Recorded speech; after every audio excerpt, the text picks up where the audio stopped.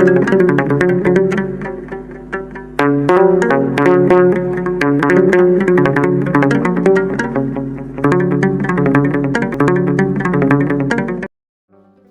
አብ ወወልድ ወመንፈስ ቅዱስ አሐዱ አምላክ አሜን። ብሩካን የእግዚአብሔር ልጆች በክርስቶስ የተወደዳችሁ እግዚአብሔር አብ ፍጹማን እንድትሆኑ ንጹሕ በሆነ በክርስቶስ እንደሚቀድሳችሁ መንፈስ ቅዱስ የዘላለም ርስት ወራሾች እንድትሆኑ አብ እንደዚህ ያለው ፍቅር የሰጣችሁ ያተማችሁ ወደዳችሁ ብሩካን በእግዚአብሔር የተወደዳችሁ ሁላችሁ እንደምን ቆያችሁ? ሁሉን የሚችል አምላክ ጌታ መድኃኒታችን ኢየሱስ ክርስቶስ ስሙ የተወደደ የተመሰገነ ይሁን። ለእግዚአብሔር ልጆች እንግዲህ ወደ ትምህርታችን ከመግባታችን በፊት የቸሩ መድኃኔዓለም የደጉ መድኃኔዓለም ስራ ይዘን መተናል። እንግዲህ የአጋፔ ቤተሰቦች ጾም ሲመጣ አንድ ትልቅ ነገር የመስራት ትልቅ ልምድ አለን። መድኃኔዓለም ቤተክርስቲያን ከምባታ አካባቢ የሚገኝ ጥቂት አባወራዎች ያሉበት አካባቢ የሚገኝ ቤተክርስቲያንን በደንብ አድርገን ለመደገፍ ካህናትን ቀጥረንላቸው የተሟላ ነው የቅድሳት መቼም በተቀደደ ጨርቅ አይቀደስለትም መድኃኔዓለም እኛ እያለን በሕይወት እውነቴን የምነግራችሁ ጥሩ ልብሰ ተክህኖ ገዝተን ጥሩ መጎናጸፊያ ገዝተን ለታቦቱ በጣም ቆንጆ የወርቅ መስቀል ገዝተን የወርቅ ጽዋ ገዝተን የወርቅ ጻሕል ገዝተን በአጠቃላይ አሟልተን ያን ቤተክርስቲያን በደንብ እንድናዘጋጀው እንግዲህ ለእኛ እግዚአብሔር ይህን ዕድል ሰጥቶናል። በጣም ጥሩ ነው የመጣችሁ የተሳተፋችሁ ነው። አንዲት እህቴ የወርቅ መስቀል ወደ 75,000 ብር አካባቢ የሚፈጅ መስቀል 80,000 ብር ከፍላ እንድገዛለን ያው ገንዘብ ልካልናለች። እግዚአብሔር ይስጥልን። 911 413 80 ስልኬ ላይ ላኩልኝ። መጎናጸፊያ የሚባል አለ። እሱም እስከ 110,000 ብር ይፈጃል። እሱም መቻል የምትችሉ ሰዎች ካላችሁ። ከዛ ውጭ ደግሞ መስቀል አለ። ባለፈው የገዛነው ለዘዋ ኢየሱስ እንዲሁ ወርቃማ ሁሉንም ያማረ ነው የምናደርገው። አስባችሁበት ይሄን እናደርጋለሁ ብላችሁ መልእክት ላኩልኝ። የደብሩን ሀገረ ስብከቱ ያዘጋጀልን አካውንት ሰጣችኋለሁ። ስልኬ ላይ ያሳውቁኝ። እግዚአብሔር እናንተን ቤታችሁን ይባርክ። ዛሬ የምንማረው ከነ ይስሐቅ ከነ ርብቃ ቤተሰብ አንድ ነገር ይዘን እንማራለን። ኦሪት ዘፍጥረት ምዕራፍ 27 ቁጥር 33 ጀምሮ ርብቃም ልጇን ያዕቆብን እንዲህ አለችው፣ ልጄ ሆይ ቃሌን ስማ፣ ተነሳና ወደ ካራን ምድር ወደ ወንድሜ ወደ ላባ ሂድ። በእርሱም ዘንድ ጥቂት ቀን ተቀመጥ፣ የወንድምህ ቁጣ እስኪበርድ ድረስ የወንድምህም ቁጣ ካንተ እስኪመለስ ድረስ ያደረክበትንም እስኪረሳ ድረስ በዚያ ልክ ያስመጣሃለሁ፣ በዚያ ተቀመጥ ብላ መከረችው ይላል። እንግዲህ ይህንን ቃል ከቤተሰቦቼ ጋር ሁኜ ስንመለከተው ነበርና በጣም አስገራሚ ሆኖ ስላየሁት ነው ወደ እናንተ ያመጣሁት። በጣም ልቧማ ሴት የይስሐቅ ሚስት ርብቃ ከዚህ ቀደም ስለሷ ሰፊ ትምህርት እንደተማርን አስታውሳለሁ። ሁላችሁም ታስታውሳላችሁ። አስገራሚ ልብ የነበራት ሴት ነች እና የእግዚአብሔርን የተስፋ ቃል እንዲፈጸም የተጠቀመባት እናት ነች። እግዚአብሔር እንደውም ከይስሐቅ ይልቅ የተጠቀመው የተመቸችው ርብቃ ነበረች። ምክንያቱም ገና ከማህፀን ሳሉ ሁለቱ መንታ ልጆቿ እርስ በርስ ሲጋጩ ምንድን ነው ብላ ጠይቃለች። ሁኔታን ለመጠየቅ ሞራ ገላጭ አልፈለገችም። ጠንቋይ አስማተኛ አልፈለገችም። በዛ ዘመን ዝነኛ ስመኛ የግብፅ አስማተኞች ነበሩ። የወረወሩት በትር እባብ የሚሆንላቸው፣ ግን እሷ እነሱም ጋር መሄድ አልፈለገችም። እግዚአብሔር አምላኳ እንደሆነ አምና ምንድን ነው ማህፀኔ ውስጥ የተፈጠረው ብላ ጠይቃ ነበር እና እግዚአብሔር ታናሹ ታላቁን ይገዛዋል ብሎ ነግሯታል። ስለዚህ ሲወለድ ታላቁ ኤሳው፣ ታናሹ ሁለተኛ ሆኖ የተወለደው ያዕቆብ ነው። ስለዚህ ያዕቆብ የኤሳው ገዥ መሆኑን ከእግዚአብሔር የሰማችውን የተስፋ ቃል አልረሳችም። ስለዚህም የመጀመሪያ ልጇን በመውደድ እንደ ማንኛውም እስራኤላዊ እናት እንደ ማንኛውም የጥንት እናት የበኩር ልጇን በመውደድ አልተገበዘችም። እግዚአብሔር የወደደውን ግን ወደደች። ስለዚህ የበለጠ ለያዕቆብ ተጠነቀቀለት ነበር ለሁለተኛ ልጇ። ይስሐቅ ደግሞ ከእግዚአብሔር በእሷ በኩል ከተላለፈው መልእክት ይልቅ ስሜቱን ያዳምጥ ነበር አባትየው። እሱ ደግሞ እንደ አባት በስሜቱ ደስ የሚለው የመጀመሪያ ልጁ ኤሳውን ሲመለከት ነው። ጀግና ነው፣ አዳኝ ነው። ገጠር ሄዶ ጫካ ሄዶ አድኖ ያበላዋል። በጣም ነው የሚወደው። እግዚአብሔር በእሱ ሀሳብ ውስጥ እግዚአብሔር በእሱ በኩል የሚሰራ አድርጎ ቆጥሮት ነበር እና ሚስቱንም አልሰማትም። ርብቃም እግዚአብሔር የሰማችውን ራእይ የሰማት ያመናት አልመሰለኝም። ለምን? እሱ የበለጠ ወደ ኤሳው ያደላዋ ነበር። ርብቃ ግን ወደ ያዕቆብ ያደላችበት ምክንያት የእግዚአብሔርን ቃል ስላመነች ነው። ላመነችው ቃል ተገዛች። ትናንትና ስንማል ነበር ለምንሰማው ቃል ልንገዛ እንደሚገባ። ቃሉን ዝም ብለን ሰምተን ዝም ብለን እንዳንጥሆ እግዚአብሔር መናገር እንዳያቆም ስንማል ነበር። እግዚአብሔር ሲናገር የሕይወት መመሪያ ማድረግ እንዳለብን ርብቃ ታስተምረናል። እና ያው ገብታ በራሷ ቴክኒክ ተጠቅማ ልጇ እንዲባረክ አድርገዋለች።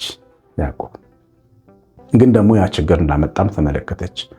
ትልቁ አባቴ ከሞተ በኋላ ገለዋለሁ ብሎ ሲያቅድ ደረሰችበት። የአባታችን ሐዘን ቀን ቀርቧል፣ ከዛ በኋላ አስወግደዋለሁ አለ። ለምን መሰላችሁ? ኤሳው እግዚአብሔርን አይፈራም። ኤሳው የሚፈራው አባቱን ነው። ያዕቆብ ደግሞ የሚፈራው እግዚአብሔርን ነው። በእግዚአብሔር ፊት መኖር፣ በእግዚአብሔር እጅ መባረክ፣ በእግዚአብሔር ስም መስፋት የሚፈልግ ሰው ነው። የመጀመሪያ ልጇ ግን ሰው የሚወድ ነው። ከሰው በላይ ማንን የማይታየው፣ በተለይ ደግሞ አባቱን የሚወድ ነው። አባቱ የሚለውን ሁሉ የሚያደርግ፣ አባቱ ደስ እንዲለው የሚጠነቀቅ፣ ከእግዚአብሔር ይልቅ ለሰው ፊት የሚያደላ ነበር። የዛ የካህኑ የኤሊ መንፈስ የነበረበት ነበር ኤሳው።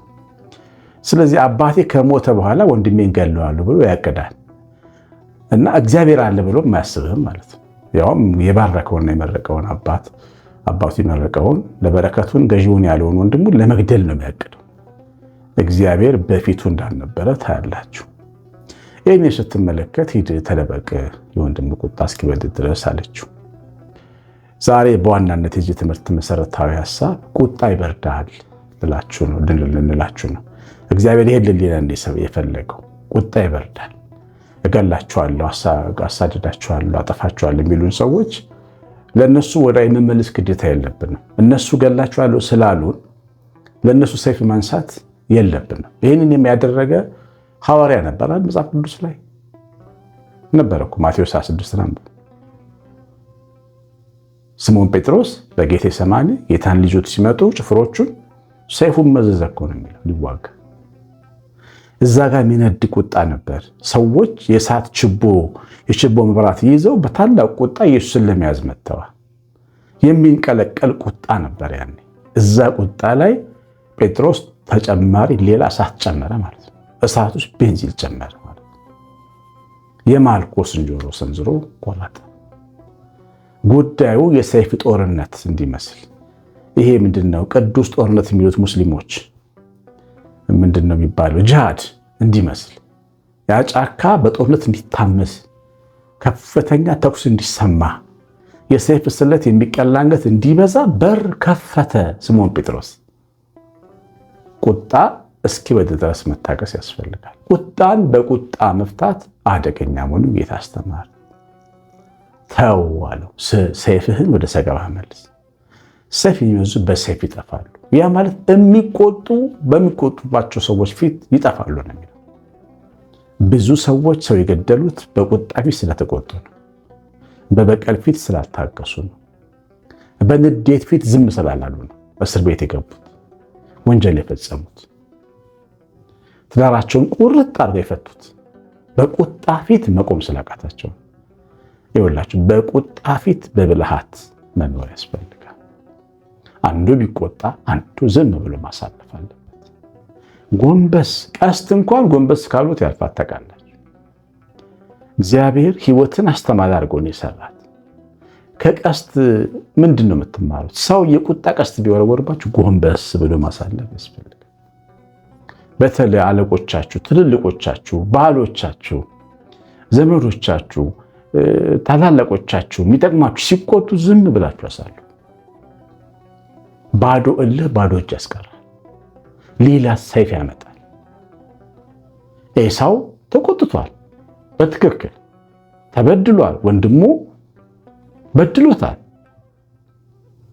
ስለዚህ ወንድሙ ማድረግ የነበረበት ቁጣው እስኪበርድ ዞር ማለት ነበረበት። እና አንዳንድ እህቴ ትዳርሽ ውስጥ የምታየው የሚያስቆጣሽ ነገር እንድትወስኝ ሊያደርግሽ እንዲገፋሽ አይገባም። ዞር በይ፣ ግድ የለም። ከዛ መከታተሉን አቆሚ። ስልኩን መጎርጎር፣ ነገሩን ማድረግ፣ መፈለግ፣ ምን ማለት መሰለል፣ መቅዳት፣ ተደብቆ የሚናገረውን ቁጣ ፊት አትቆሚ። ውጤቱ ትዳርሽን ማፍረስ ይሆናል። ወንድሜም እንደዚሁ እና ሚስት ብትቆጣ በቁጣ ፊት አትቁም፣ ገለል በል፣ ዞር በል። በጣም አስገራሚ አባት ነበረኝ። ገብረ ማርያም ኬርካ ይባላል አባቴ። በጣም ቁጡ እናት ነች እናታችን። 2 ሰዓት ልትቆጣ ትችላለች። ትንሽ ነገር ያስቆጣታል እና በቁጣዋ ፊት ሁልጊዜ ገለል ይላል። ቁጣዋ ሲጀምር እሱ ቁጣዋ ምን አለች አይልም። እንደ ልቧ ትላለች። ዝም ብሎ እንደውም አንዳንዴ ይስቃል፣ ያስቀዋል። በቁጣዋ ፊት ግን እሱ ቢቆም ኖሮስ መልስ ቢሰጣት ኖሮ እኛ እዚህ ጋር አንገኝም ነበር። ወላጅ የሌላቸው ወይም የተበተኑ ልጆች ሆነን እንቀር ነበር። አባታችን ትዕግስተኛ ሆኖ የእናታችንን ቁጣ እያበረደ አሳደገን። እነሱም ብዙ ዓመት ኖረው 45 50 ዓመት ኖረው ወደ እግዚአብሔር ተሰበሰቡ። እያችሁ ቁጣችን ፊት ከመቆም መጠንቀቅ፣ እስኪበርድ መጠበቅ ያስፈልጋል። ጠላትም ሲቆጣ፣ አለቃም ሲቆጣ፣ ትልቅም ሲቆጣ፣ አንዳንድ ልባችንም ሲቆጣ። እኔ እንደውም በጣም ከባድ ቁጣ የሚመስለኝ ሰው በልቡ በራሱ ማንነት ውስጥ ቁጣ ሲመጣ ነው።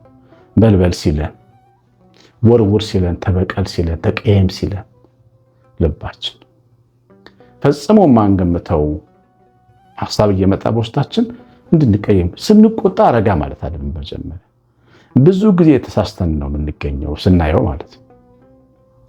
ተሳስተ አንድ ወዳጅ ነበር፣ በጣም ወዳጄ ነውና ለሰርጌ አልመጣም። ሰርጌን ቆሞ ከሚያስተናግዱ ሰዎች ምለው ነው። ለሰርጌ አላየሁት እና በጣም ቅር አለኝ። ልቤ ተቀየመ። አንዳንዴ ካቀማችሁ በላይ ይሆን የለ ብዙ ጊዜ ነገረኛ ምናምን አይደለም መንፈስ የሚገርማችሁ በጣም ይቅር እላለሁ፣ ነገርን ቀለል አደርጋለሁ። ማላደርገው ግን ሆነ የዛ ልጅ አለመኖር ማለትና ከተማ ውስጥ ሆኖ ከዛ ተናገርኩኝ ለሰዎች ለጓደኞቻችን ከሌና አላየሁትም ገርሞኛል። እነሱም ጨመሩልኝ ማለት ነው። አንዳንዶች እንድቆጣ የበለጠ የሚያደርግ ነገር ጨመሩልኝ። ሰው እኮ በዚህ ቀን የምትገምተው የምትመዘነው ብሎ አባባሱብኝ። ለብዙ ጊዜ ቅር እያለኝ ኖርኩና አንድ ቀን አገኘሁት። በሆነ ቀን ተገናኘን፣ አንድ ቦታ ኤርፖርት ውስጥ ተገናኘን እና ከፍ አድርጎ መጥቶ ሳመኝ። ቀስዬ እንዴት ነህ? ይቅርታ አድርግልኝ፣ እኔ ለካ ቤተሰብ እናቱ ታመውበት እስራኤል ሀገር ሄዶ ነበር ለሕክምና። እናቴ ታማብኝ እንደዚህ ሆና ለሕክምና። ከዛ እናቱን ማረፋቸውን አውቃለሁ። አርፈዋል እናቱ። ከዛ በኋላ እስራኤል ሀገር ይዟቸው ሁሉ ሄዶ ነበር። አልሰማሁም። እኔ ግን የመሰለኝ አዲስ አበባ ቁጭ ብሎ ሰርግ ላይ ቀረ። ለምን? ቁጣዬ ይሄን ይነግረኛል፣ ንዴቴ ይሄን ይነግረኛል፣ ተደፈርኩ ባይነት ይሄን ይነግረኛል። እና በጣም አደገኛ ነው። የራሳችንን ቁጣ ካልተቆጣጠር ነው ወዳጅ ያሳጣናል። የኛ የምንለውን ሰው እናጣለን። ዝም ብለን እንቀየማለን። ስንቱ ሰው ተቀየምን። ይገርማቸዋል። የተቀየምናቸው ሰዎች ቁጭ አድርገን የምንጠይቃቸው ብዙዎቹ እኛ እንደምናስበው አይደለም የሚሆኑት። በቃ የምናፍርበት ነገር ሊነግሩን ይችላል። የሚሰማንን ግን እኛ ተቀብለን ተቀይመን እንቀመጣለን፣ ተቆጥተን እንቀጥላለን። ከቁጣ ፊት ዘወር ማለት ያስፈልጋል። ቁጣ እስኪበርድ ድረስ መታገስ ያስፈልጋል። ሲበርድ አያችሁ ነገር ሲቀዘቅዝ ወደ ኖርማል ሲመለስ እንደ ሰው ነው የምታስቡት። የሚናገረውም ትሰማላችሁ። ያ ሰውዬ በተቆጣን ቀን ግን ማንን እንሰማለን? እኛም ተቆጥተን እሱም ተቆጥቶ ምን ሊፈጠር ይችላል? እና የቁጣ ፈተና ሲመጣ በሕይወታችን እንዴት ማለፍ እንዳለብን ነው እግዚአብሔር ቃል ያስተምረው። የምታስተምረን እንዳረገችው ልጇን ገለል እንዳረገችው 21 ዓመት ወደ ሶሪያ ላከችው ወደ ወንድሟ። ከ21 ዓመት ሲመጣ የኤሳው ቁጣ በሎ ጠበቀው። ይገልጥኛል ብሎ ያሰበው ኤሳው አቅፎ ተቀበሉ፣ አንገቱን ሳበው። ላግዝ ላጅብህ አለው። ቁጣ ሲበርድ እንደዚህ ይሆናል። እግዚአብሔር ልጅ መታገስ ግን ያስፈልጋል። እንደው እንደነደድን አለመቀጣጠል፣ እንጨት ጋር አለመሄድ፣ ጭድ ጋር አለመሄድ፣ ረጋ ማለት ያስፈልጋል። ስትቆጡ ተቆጡ፣ ግን ኃጢአት አታርጉ ይላል እግዚአብሔር ቃል።